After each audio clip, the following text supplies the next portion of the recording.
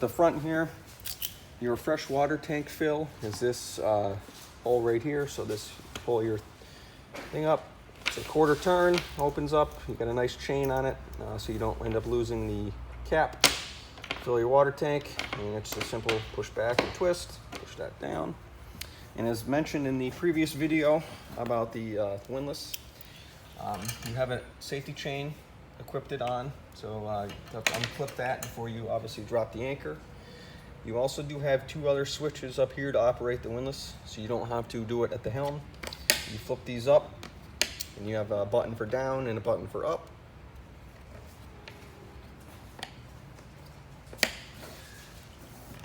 Under this hatch here, you have another switch, battery switch for the windlass.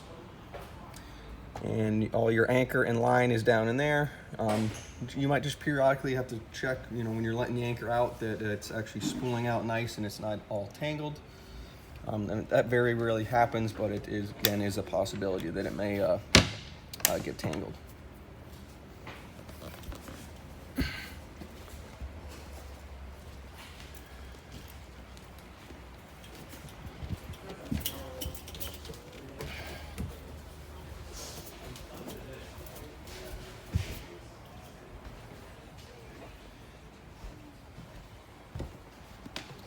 Back of the boat here, we have your connection for the shore power, and this is also a hookup for city water.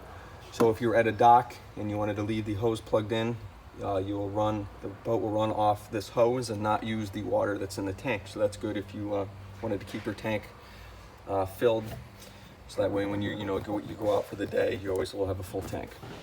You got a brand new cord, Bill, that's it's a white cord that is stored right now. This is just a service cord that it's plugged into right now. It's 30 amp, right? Correct, it was 30 amp.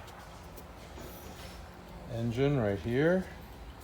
On right by your boarding ladder, you have the waste pump out.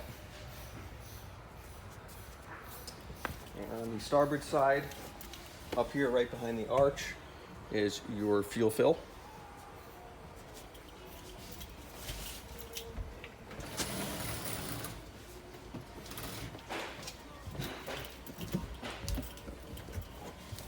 There's the cabin. When you walk down in the cabin on your right side here, this is your 120 volt panel. So this is what the boat runs off from the shore power. So assuming that you're just plugged the boat in for the first time here, this light will be green because that's sensing that it's getting power from the shore power cord, and this gauge will be 0. To activate the system, you're going to flip this breaker, which energizes the 120 lines. Then you have all these breakers here for all the various systems in the boat. You have air conditioner, stove, refrigerator, microwave, outlets, battery charger, water heater. Main common ones to probably leave on if you're not going to be on the boat for a while is, one, the battery charger. You can leave the air conditioner on because this will operate just like the air conditioner in your house. With shore power on. With shore power on. Yeah. And then some people like to leave the refrigerators on, if they're going to leave food or drinks in the boat. But the most common ones to leave on, or always recommend leaving on at least the battery charger, and then of course you can use your discretion for leaving on the air conditioner or not. But before you unplug the boat, before you go to leave the dock, what you want to do is just make sure all these breakers are off, and then turn this breaker off before you disconnect the line at the dock.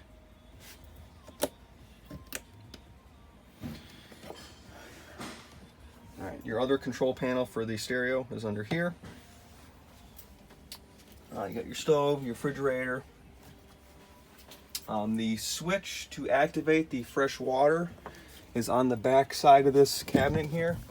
You're gonna have a switch. There's also going to be a gauge that indicates the fresh water level and also the holding tank level, which is activated by that other rocker switch in there.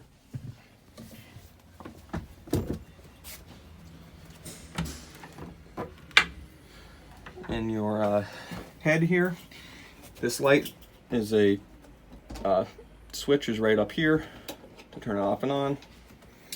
You're going to have a button for your fan, and then the button operates the head. That head button is a 2-stage button. So there's up is add water to the bowl.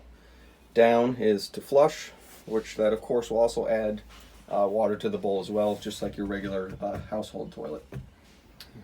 That Hot and cold. That nozzle is for the shower. It's hot and cold, which comes out up here. This sink water is also hot and cold. Drain down below. Drain down below, which is that goes into the shower sump, which is underneath this hatch right here. So that'll goes into this, and then there's a separate float in here and a bilge pump, which that once it senses up high enough, it'll pump out the boat.